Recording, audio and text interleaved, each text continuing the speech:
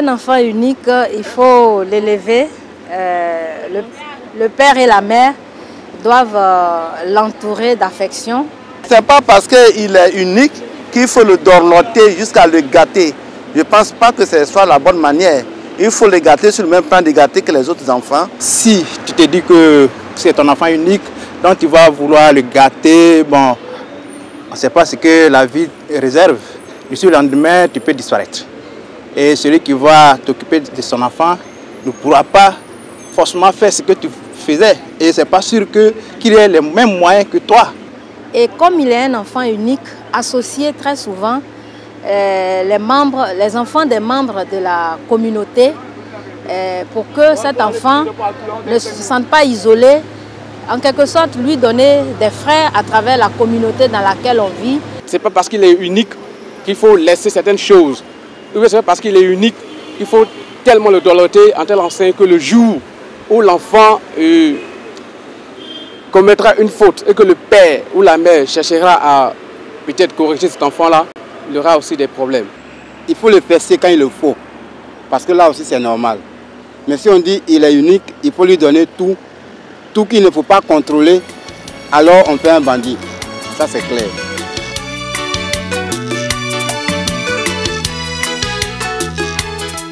Comme on a coutume de le dire, qui aime bien châtie bien, mais tout excès nuit. Aussi que doivent faire les parents à enfants uniques pour donner une éducation équilibrée à leur enfant. Pour répondre à notre préoccupation, nous avons rendu visite à Monsieur et Madame Lo, parents d'une fille unique de 12 ans. Ils sont mariés depuis 14 ans. Michel est enseignant pasteur et son épouse est ménagère. Pour élever un enfant unique, il faut d'abord chercher à connaître le caractère de l'enfant et découvrir ce caractère-là. Il y a des enfants qui sont turbulents dans leur caractère et il y a des enfants qui sont timides.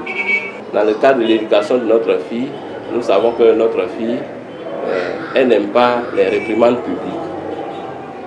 Donc, quand nous savons qu'elle a posé certaines actions, nous l'appelons à côté, soit sa maman ou moi-même, et j'essaie de lui donner des conseils.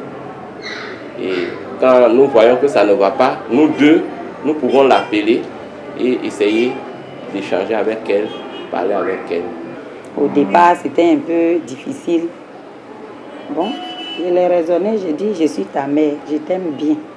Donc, si tu as des problèmes, ou bien s'il y a des choses que tu ne comprends pas bien, je suis disposée à t'expliquer cela.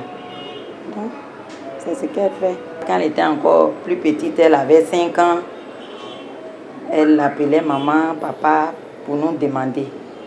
Mais pourquoi je suis seule? Je suis malheureuse, vous ne savez pas ça. Quand je vois les autres qui ont des petits frères, qui ont des petites sœurs, vraiment que je suis seule, je me sens mal à l'aise. Je me dis même que Dieu n'est pas bon pour moi. On a essayé de la raisonner, Et aujourd'hui, elle arrive à comprendre que c'est Dieu qui décide toutes choses. Ceux qui ont des enfants uniques, pour leur éducation, ils doivent se mettre beaucoup en prière. Mon épouse et moi, nous consacrons du temps à prier pour notre fille. Aussi, il faut chercher à comprendre l'enfant. Quand l'enfant se sent seul quelquefois, il faut chercher à être à côté de lui et essayer de taquiner l'enfant pour voir ce que l'enfant pense et puis essayer de lui donner des conseils appropriés. Il faut aussi avoir du temps de distraction avec l'enfant. Parce que si l'enfant est toujours seul à la maison, les parents ne sont pas à ses côtés, ça devient aussi pénible.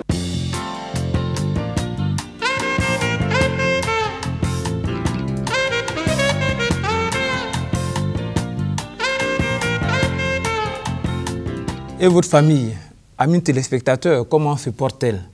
Bien, je l'espère.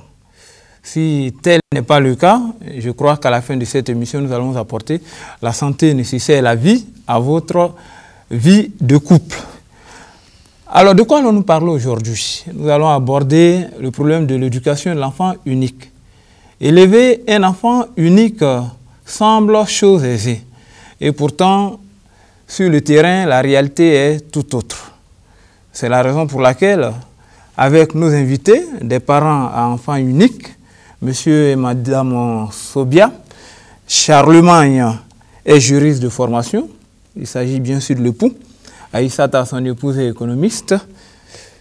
Il y a également monsieur et madame Amanois. Kofi Prosper est enseignant. Son épouse, Marie-Rose, est secrétaire de direction. Alors, je voudrais vous inviter à suivre avec moi cet élément de micro-trottoir. Je voudrais indiquer qu'un enfant unique dans un couple peut paraître comme étant un événement, mais son éducation ne doit pas se faire contrairement à celle que nous avons dans la société. Il faut l'élever comme un enfant normal. Ne pas trop le gâter, sinon on va tuer en lui sa personnalité. Voilà, retour sur le plateau avec l'émission Et votre famille de la PEMA.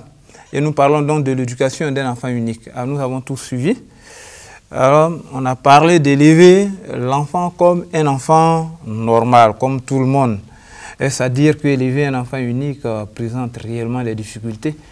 Monsieur Sobia. Oui, je pense que ça présente des difficultés, mais d'abord, le problème est, quel que soit le nombre d'enfants, ce n'est pas facile. Parce qu'un enfant unique ou pas, c'est un enfant à éduquer. Et aujourd'hui, l'éducation est assez difficile parce qu'il y a l'influence de la télévision. Je ne dis pas toujours que ce n'est pas toujours négatif, mais très souvent c'est négatif parce qu'il y a pas mal de choses que l'enfant regarde à la télévision, des films de violence, toutes ces choses qui peuvent l'influencer. Il y a aussi les journaux aujourd'hui qui peuvent aussi influencer négativement l'enfant. Il y a aussi l'Internet. Une fois, j'étais dans un cyber, je voyais des enfants en train de regarder des sites porno. Et tout ceci, ça ne contribue pas à l'éducation vraiment de l'enfant. Donc, l'enfant est exposé à beaucoup de choses de façon générale. Donc, l'éducation n'est pas facile. Maintenant, enfant unique, c'est encore un peu plus délicat. Un peu plus délicat, déjà pour le fait qu'il est seul à la maison. Il n'a pas quelqu'un peut-être de son âge avec qui discuter, partager. Quand il veut discuter avec les parents, l'écart d'âge fait que des fois, ils n'ont pas la même façon d'aborder les choses. Et c'est aux parents donc d'user de tact, de sagesse, savoir se mettre à son niveau. Et un certain nombre de choses, ce n'est pas toujours très facile. On peut être tenté d'être trop souple avec lui, parce que c'est l'enfant unique. On peut être tenté aussi d'être trop dur avec lui parce qu'on a fondé en lui tout notre espoir. Donc, il faut pouvoir équilibrer les choses. Ce n'est pas toujours facile. Alors, je voudrais demander à Mme Sobia, comment est-ce que cela se passe à la maison avec votre enfant? Est-ce une éducation à la dure ou une éducation vraiment relaxe, où vous permettez tout à l'enfant? C'est vrai, ce n'est pas chose aisée. On utilise la carotte et le bâton. Ouais. Il faut les deux. Parfois, il faut être vraiment dur quand on voit que l'enfant est en train d'être sur une mauvaise pente. Comme on l'a vu tout à l'heure, le monsieur a dit que c'est une éducation normale. Ce n'est pas tout à fait normal parce que pour l'enfant unique, déjà, il est fermé. Il est fermé, il n'a pas les mêmes réactions qu'un enfant qui aurait grandi autour de ses grands frères, de ses grandes sœurs, autour d'une famille vraiment assez touffue, assez grande, au milieu d'une dizaine d'enfants, de 7 ou 8 enfants. L'enfant n'a pas le même comportement, n'a pas la même façon d'agir. Donc l'éducation ne peut pas être tout à fait là. On ne peut pas mener la même sorte d'éducation pour l'enfant unique qu'un enfant ordinaire au milieu de ses 7 frères et sœurs. Excusez-moi. Est-ce que le fait pour l'enfant de se sentir unique ne l'amène pas à faire marcher ses parents? C'est exact. On le sent souvent dans le comportement de l'enfant parce qu'il est unique. Il a droit à tout. On n'a pas le droit de le corriger, etc. C'est exact. Mais c'est aux parents vraiment de s'appuyer sur la sagesse de Dieu pour pouvoir voir ce qui est bon pour lui et ce qui n'est pas bon. Parce que l'enfant ne sait, il sait pas ce qui est bon pour lui. Quand il est jeune, par exemple, tout petit, s'il ne tenait qu'à l'enfant, on lui aurait donné peut-être toute la journée des chocolats à manger, du chocolat, du lait, les sucreries. C'est ça. Ok. Alors, quelle solution est-ce que vous proposez, vous, également, pour rattraper un peu tout cet art, hein? Bon, nous, pour notre enfant, hein, quand il y a un petit congé, quand il y a un week-end où on sait que nous ne serons pas disponibles, on l'envoie carrément chez sa grand-mère, où il a ses oncles et ses tantes qui ont à peu près le même âge. Ah, ouais. Et vraiment, quand il sait qu'il doit y aller, il est tout excité parce qu'il se dit que, ah, j'aurai des amis pour jouer. Et il veut même partir avec ses jouets. Ça. Et il faut vraiment laisser l'enfant y aller de temps en temps pour apprendre à partager, pour apprendre à vivre en groupe avec les autres. Et vraiment, on a vu que ça lui a fait vraiment, ça lui fait du bien. Voilà. Oui, monsieur Mano. Je crois qu'il y a, nous avons un exemple concret à ce niveau concernant notre enfant. J'ai remarqué que souvent il ne finit pas, il a du mal à finir son plat. Lorsqu'on le sert, je veux dire, il ne mange pas beaucoup. On a beau lui promettre souvent des choses, bon, ce n'est pas toujours qu'il finit. Et j'ai constaté que à chaque fois qu'il y a un autre enfant qui vient et qui se met à table avec nous, quand on les sert, en tout cas, il a envie de faire comme l'autre enfant si cet enfant-là mange et finit son plat. Ah oui. Voilà. Pour lui, c'est une forme de concurrence. Voilà, il faut, si l'enfant a fini, lui aussi, il faut qu'il finisse. Et par moment aussi, je constate que l'enfant a vraiment besoin qu'on puisse se mettre à son niveau. Et souvent, quand il est là et que je ne suis pas disponible, en tout cas, il a envie de sortir tout de suite. Et pour pouvoir le maintenir à la maison, il faut que je puisse me mettre à ses côtés, que je puisse l'écouter, que je puisse peut-être lui proposer un jeu. Voilà, tous les deux, on se met là à jouer. Et il court dans tous les sens, il est content. Voilà, donc je pense qu'il y a cette disponibilité des parents qu'il faut souligner. Cela est vraiment fondamental.